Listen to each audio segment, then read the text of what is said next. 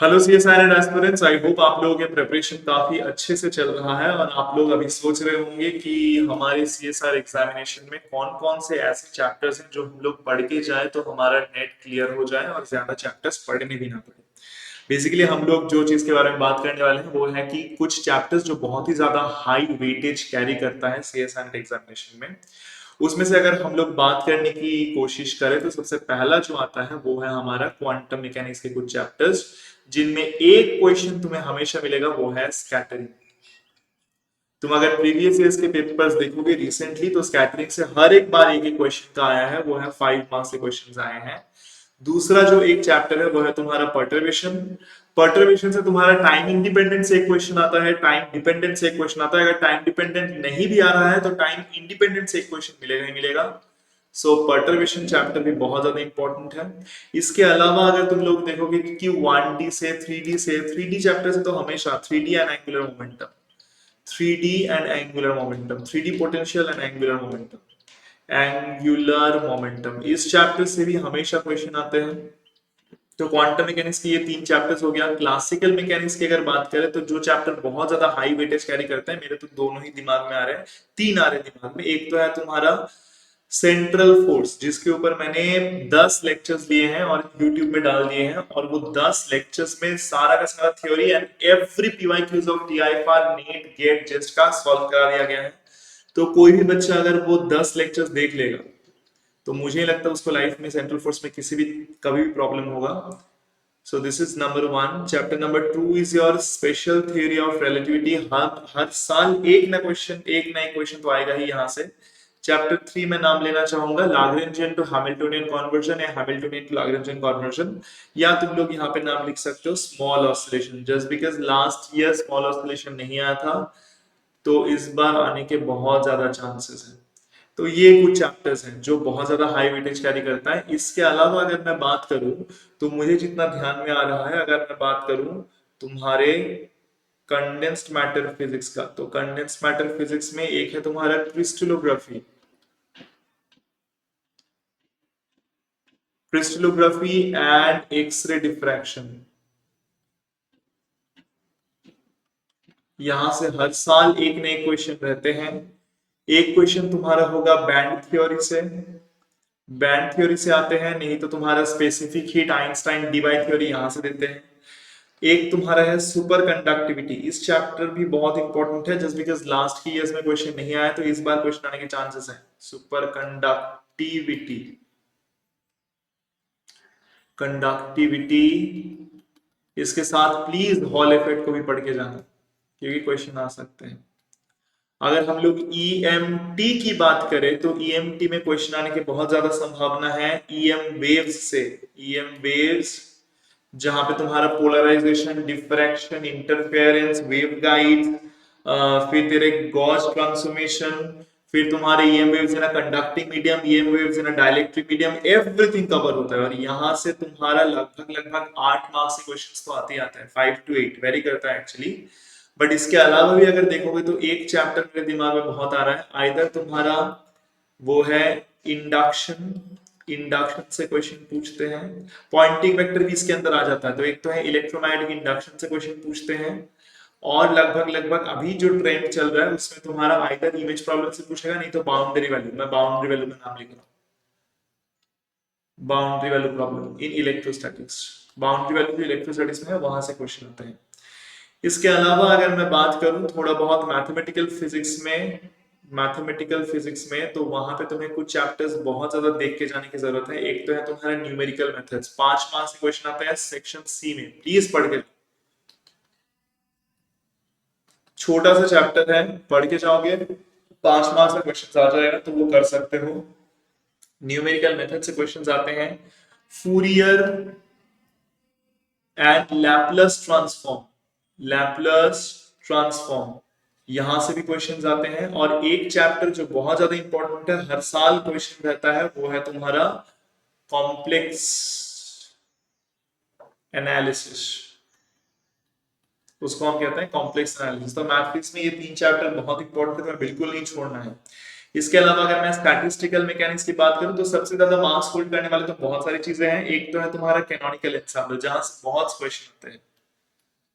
Canonical ensemble से question आने का चांसेस बहुत ज्यादा है, बट हालांकि ग्रैंड कैनोनिकल भी आजकल ट्रेंडिंग में चल रहा है, तो ग्रैंड कैनोनिकल से भी पूछ सकते हैं। दूसरा एक चीज है आइजिंग मॉडल। आइजिंग मॉडल है, यहाँ से क्वेश्चन आ सकता है। जस्ट बिकॉज लास्ट बार बोस-आइंस्टाइन कंडेंसेशन आ गया है, तो इस बार आने का चांसेस है black body radiation. Black body radiation, तो ये बहुत इंपॉर्टेंट है। एंड ऑफ कोर्स नंबर 4 में तुम्हारा आएगा यहाँ पे रैंडम वॉक। रैंडम वॉक, तो ये प्लीज तुम ये सारे चैप्टर्स पढ़ के जाओ। ये चैप्टर स्टैटिस्टिकल मैकेनिक्स के बहुत ज्यादा इंपॉर्टेंट है, यहाँ से ज्यादा क्वेश्चन बनते हैं स्टैटिस्टिकल मैकेनिक्स के। इसके अलावा अगर हम लोग बात करें तुम्हारा और कौन से चैप्टर्स छूट रहे हैं, कितने हो गए, 1 2 3 4 5 6 और 3 छूट रहे हैं। एक तो है इलेक्ट्रॉनिक्स। इलेक्ट्रॉनिक्स में डिजिटल इलेक्ट्रॉनिक्स अच्छे से पढ़ के जाओ, ऑप-एम्प अच्छे से पढ़ के जाओ, क्वेश्चन आने के चांसेस वहां से ज्यादा होते हैं। इलेक्ट्रॉनिक्स को छोड़ के 2 ही चैप्टर और है, एक तो तेरा atomic and molecular physics. Atomic and molecular physics में तुम देख सकते हो एटॉमिक स्पेक्ट्रा में तुम्हारा LS and JJ coupling. Number 2 Hund's rule, इसके ऊपर। नंबर 3 तुम्हारा जो है ट्रांजिशन, जो तुम्हारे सिलेक्शन रूल्स होते हैं, सिलेक्शन रूल्स के ऊपर क्वेश्चंस आते हैं। And number 4 of course Zeeman effect,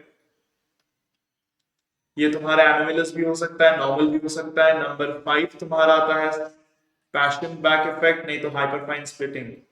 either hyperfine splitting से आएगा। ये सारे छोटे छोटे चीज हैं और बहुत अच्छे अच्छे मार्क्स के क्वेश्चन आते हैं।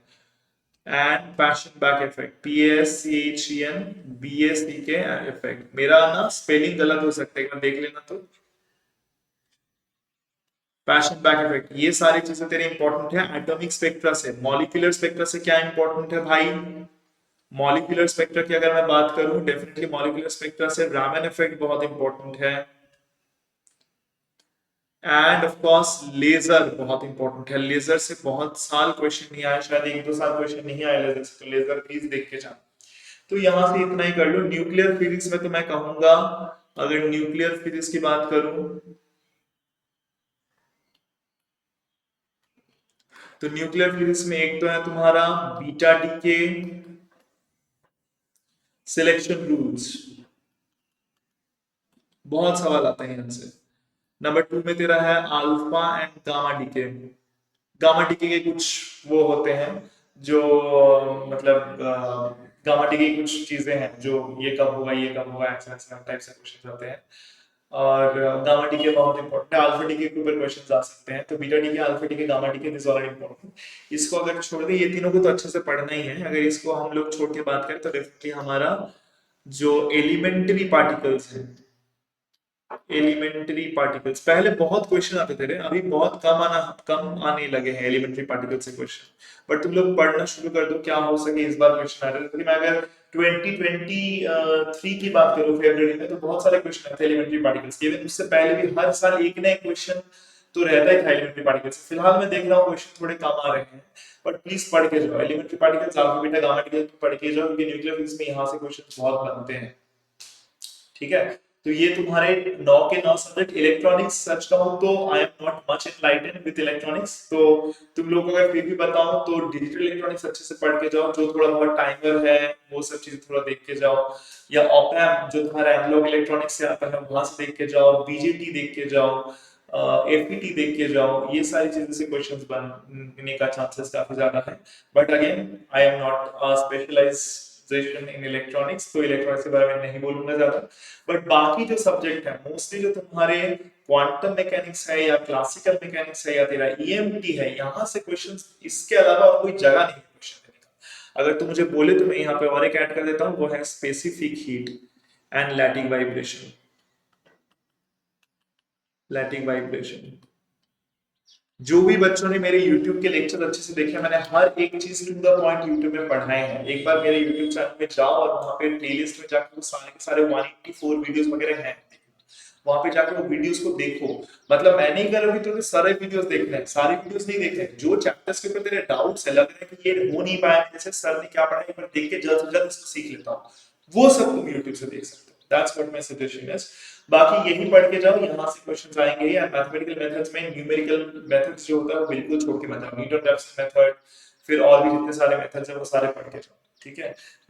बिकॉज वहां से क्वेश्चंस आने के चांसेस बहुत ज्यादा है, और 5 मार्क्स से क्वेश्चंस आते हैं, तो कर लोगे तो 5 मार्क्स आ जाएगा। So it's a very good thing. और बाकी अगर देखा जाए तो हमारे 4 सब्जेक्ट से तो हमेशा क्वेश्चंस बहुत ज्यादा रहते ही हैं। एक तेरा ईएमटी है, एक तेरा क्वांटम मैकेनिक्स है, एक क्लासिकल मैकेनिक्स है, यहाँ पे मेजर अमाउंट ऑफ क्वेश्चंस बनते हैं यूजुअली। स्टैटिस्टिकल मैकेनिक्स से भी बनते हैं। हालांकि कंडेंस मैटर और एटॉमिक फिजिक्स और न्यूक्लियर फिजिक्स से पहले के जमाने में सेक्शन 3 में 3-3 क्वेश्चंस आते थे, बट अभी वो ट्रेंड फॉलो नहीं हो रहा है, तो उनमें से क्वेश्चन कितना आएगा कितना नहीं आएगा बता नहीं सकते।